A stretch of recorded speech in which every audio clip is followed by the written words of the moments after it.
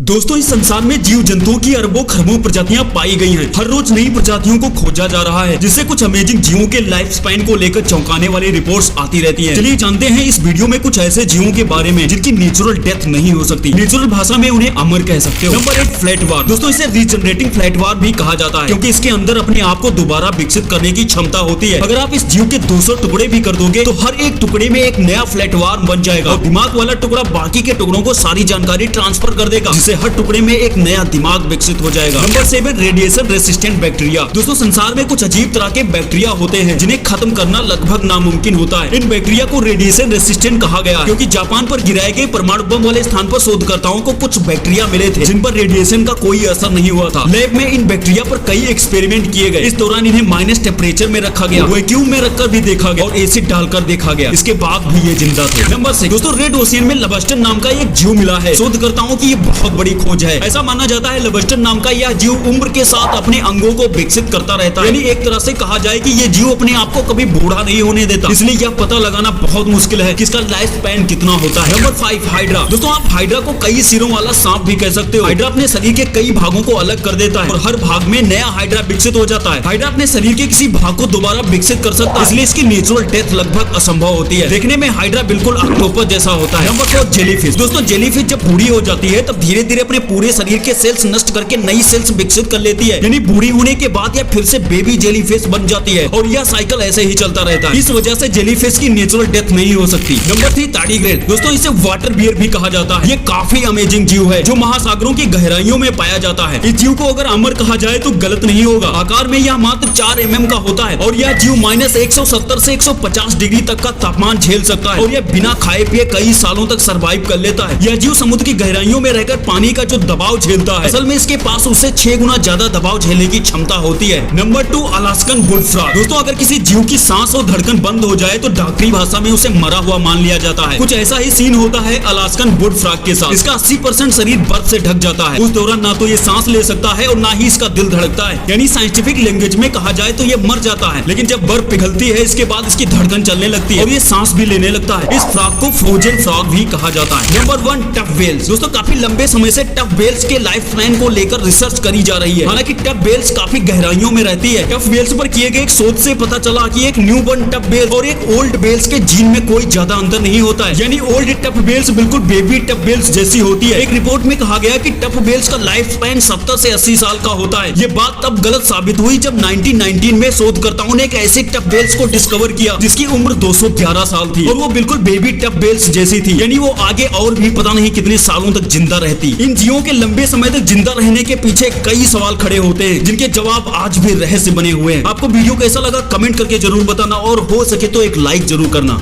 इस चैनल पर ऐसी इंटरेस्टिंग और अमेजिंग जानकारी आपको आगे भी मिलती रहेंगी। तो मिलता हूँ इससे भी ज्यादा अमेजिंग जानकारी वाले नेक्स्ट वीडियो में। तब तक अपना और अपनों का ख्याल रखिए। Take care, bye bye.